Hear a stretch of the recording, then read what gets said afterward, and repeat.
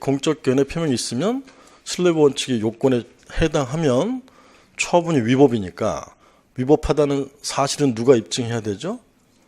원고 납세자가 입증을 해야 돼요. 위법하다는 사실은. 이건 입증 책임을 섞어 놓은 거죠. 4번도 어려운 내용이고. 5번 체납단 공과금의 이행 담보를 위해서 관련성이 없는 여권 교부를 거부했다면 부당결부 금지 원칙에 위반된다. 맞는 내용이고요. 9번 비례원칙 하나 설명 중 틀린 것은 3번이죠.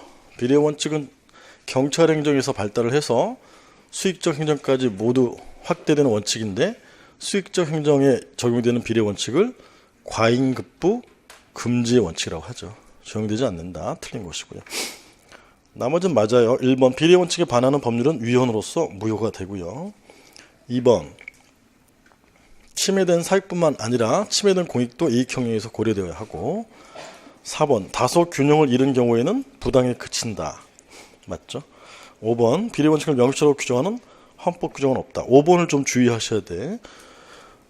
평등의 원칙을 명시로 규정한 헌법 규정은 11조가 있는데 비례원칙은 명시적 규정은 없어요. 다만 37조 2항에서 뽑아내는 것이죠. 5번 좀 잘 나오는 것이고 10번 옳지 않은 것은 14년 9급인데 1번이죠.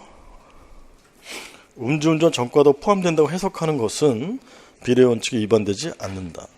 이게 뭐 헷갈리시면 2, 3, 4가 맞으니까 1번을 찍으시면 되는 거예요. 2번에 적필상이 있는데 협의의 비례원칙은 상당성의 원칙이고 재량권 행사의 적법성 기준에 해당하죠. 모든 일반 원칙은 전부 재량권 행사의 적법성 기준에 해당하죠. 3번 침해 급부 가리지 않고 전 여유에 적용되고 4번 행정절차법의 행정지대의 원칙으로 비례원칙을 규정하고 있죠. 행정절차법에 규정이 있는 게 비례원칙, 즉 필요 최소한도에 그쳐야 하고 그 다음에 신뢰보 원칙도 있죠. 다만 부당결부 금지 원칙 이런 거 없어요. 그래서 행정절차법에 다음 중 있는 것이 아닌 것은 뭐 이런 게 잘 나온단 말이에요. 넘기시고요.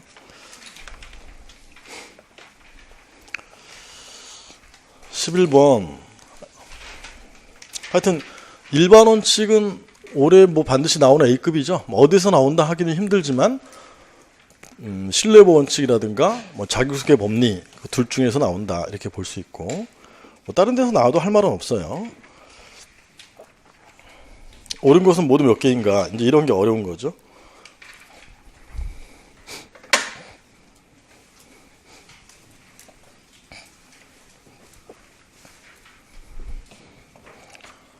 신뢰보 원칙은 침익적 영역에서도 인정될 수가 있고 예컨대 의료 취약지에 병원을 설립하면 비과세 해주겠다 라는 공적 견해 표명이 있었음에도 불구하고 누가 보건사회부 장관이에요. 여기서 이제 공적 견해 표명은 판례에 따르면 명시적 견해 표명뿐만 아니라 묵시적 견해 표명도 이에 해당한다. 적극적 언동뿐만 아니라 소극적 언동도 포함된다. 적극적은 허가를 해주겠다 이런 것들. 소극적 언동은 세금을 부과하지 않겠다 이런 것이죠. 이런 거를 명시적으로 표현할 수도 있고 묵시적으로 표현할 수 있다. 세금 부과 대상인데 세금 부과하지 않고 4년이 지났다. 그럼 비과세 관행뿐만 아니라 세금 부과하지 않는 의사표시와 동일시할 수 있는 어떤 요건이 필요하다. 이게 판례 입장이죠. 그래서 공적 견해 표명 선행 조치가 있어야 되고 이 선행 조치에 해당하는지 여부는 이거 보건사회부 장관이 세금과 관련된 장관은 아니지만 즉 형식적 권한 분장에 의할 것은 아니고 실질적으로 판단한다라는 게 판례 입장. 그 다음에 보호가치 있는 신뢰가 있어야 된다. 수익적 처분에서 폐기물, 처리업, 적정 통보를 받고 이를 믿고 투자 등을 해야 된다. 믿고 투자해야 된다. 근데 보호가치 없는 신뢰다. 적정 통보를 받았지만 갑의, 허위, 기망, 사위의 방법으로 적정 통보를 받거나 허가를 받거나 이렇게 되면 또는 이게 잘못 나왔음을 알았거나 중대한 과실로 알지 못했을 경우도 포함한다. 이럴 때는 상대방에게 귀책 사유가 있으므로 신뢰보 원칙은 적용되지 않는다. 상대방뿐만 아니라 건축 설계를 담당한 건축사, 관계인의 잘못인 경우에도 귀책사에 포함한다. 선보, 조치, 투자 등이 있어야 되고 선행 조치 때문에 조치를 해야 되고 상당한 인과관계가 있어야 되고 그 위반해서 세금을 1,000만 원 부과한다든가 폐기물 처리업 허가를 해줄 것으로 신뢰했는데 거부한다든가 이러면 신뢰보호 원칙에 위반해서 위법이 되지만 빵 1년도 2월 1일 날 거부 처분을 할 때 법이 개정됐다거나 그 폐기물 처리의 요건을 처리업이 너무 영세하기 때문에 2월에서 4월로 고쳤다거나 그 영세 폐기물 처리의 방지란 공익 근데 사실관계 변경 2억 원 맞는데 사실관계 변경이 있었다거나 그래서 저기 신청할 당시에 적정 통보할 당시에는 2개 업체였는데 10개 업체로 늘어나서 폐기물 처리업의 적절한 운영이라는 공익 달성하기 위해서 거부한 거다. 그러면 이게 신뢰보호 원칙의 한계죠. 한계. 공익이 크면 신뢰보호 원칙이 적용되지 않고 사기 크면 신뢰보호 원칙이 적용된다. 근데 판례 사례 갑이 막대한 4억을 투자했기 때문에 사익이 우월해서 이 거부는 신뢰보호 원칙에 위반해서 위법하다. 다소는 이제 한계로 풀어가는데 판례는 뭐로 풀어가죠? 여기 공익에 중대한 영향을 미치지 아니할 것이라는 소극적 요건으로도 풀어간다. 기억나요? 신뢰보호 원칙의 한계 내지는 이런 게 중요하다 이 말이에요. 소극적 요건. 그다음에 신뢰보호 원칙의 근거는 갑이 적정 통보를 받고 많은 사람과 이해관계를 맺는다. 근데 만약에 거부하면 많은 사람들이 피해를 본다. 이게 기득권 내지는 법적 안정성이죠. 다소는 법적 안정성에서 구하는 데 반해서 소수견해는 네가 적정 통보를 해줬으면 허가를 해줄 줄로 알았다. 이렇게 민법상의 신의 측에서 구한다는 견해도 있는데 이건 소수견해죠. 그래서 가번이 그걸 얘기하는 거죠.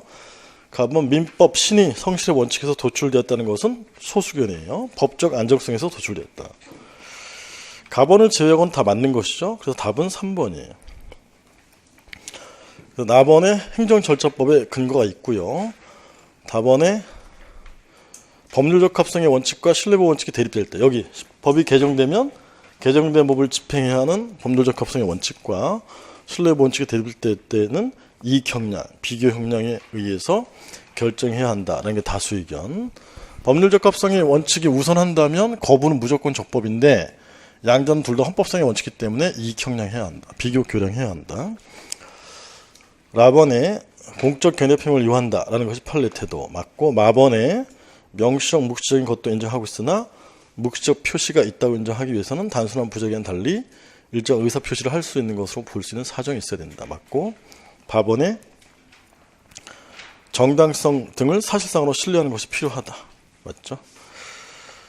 답은 3번 5개이고요. 12번 신뢰보호 원칙에 관한 다음 설명 중 옳은 것은 옳은 거. 4번에 일단 우리 헌법재판소는 이 원칙에도 불구하고 현재 완성되지 않고 진행 중인 것을 규율하는 법을 새로이 제정했을 때 과거에 소급하는 게 부진정 소급표죠. 부진정 소급표. 부진정 소급표는 원칙 허용되니까 즉 입법 형성권이 우선한다. 이렇게 표현한다 이 말이에요.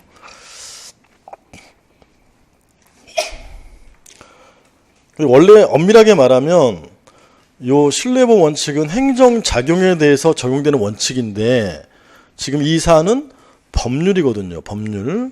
법률이나 법규명령을 제정하거나 개정했을 때에 과거에 소급할 수 있느냐 이기 때문에 이걸 뭐 신뢰보호 원칙과 관계되는지 이렇게 논란을 될 수는 있지만 요 진정소유입법 금지 원칙은 신뢰보호 원칙과 관련된